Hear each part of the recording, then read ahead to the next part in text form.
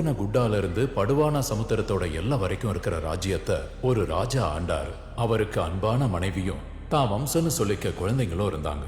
ராஜா சந்தோஷத்தை அவங்களோட சந்தோஷமா நினைச்ச விசுவாசிகளும் நட்போட பழகிற மக்கள்னு எல்லாமே அவர்கிட்ட இருந்தது. ஆனா அவருக்கு நிம்மதி மட்டும் இல்ல. பல கோயில்களுக்கு போனாரு, புனித நதிகள்ல நீராடினாரு, தெய்வங்களுக்கு துலாபாரம் செஞ்சதோட எல்லாருக்கும் அன்னதானமும் செஞ்சாரு. இருந்தும் ராஜாவுக்கு தூக்கமும் மன நிம்மதியும் கிடைக்கல. இதே கேள்விய ராஜா ஒரு பூசாரிய கூப்பிட்டு அவர்கிட்ட கேட்டாரு. ராஜா, உங்ககிட்ட எல்லாம் இருக்கு, இருந்தாலும் மாமா மாதிரி வழிகாட்டுற ஒரு சக்தி, அம்மாவோட அளவில்லாத அன்பு, இந்த ரெண்டும் கிடைக்கிற வரைக்கும் உனக்கு நிம்மதியே இருக்காது.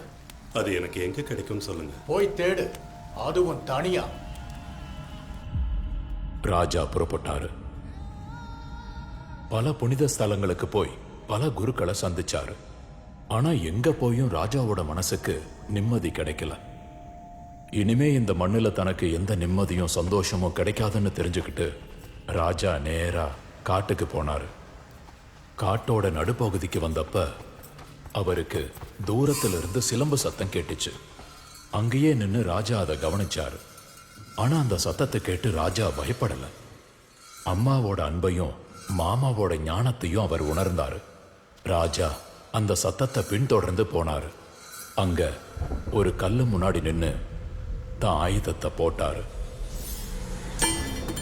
அவர் கண்ணில் இருந்து ஆனந்த கண்ணீர் சிந்த ஆரம்பிச்சு.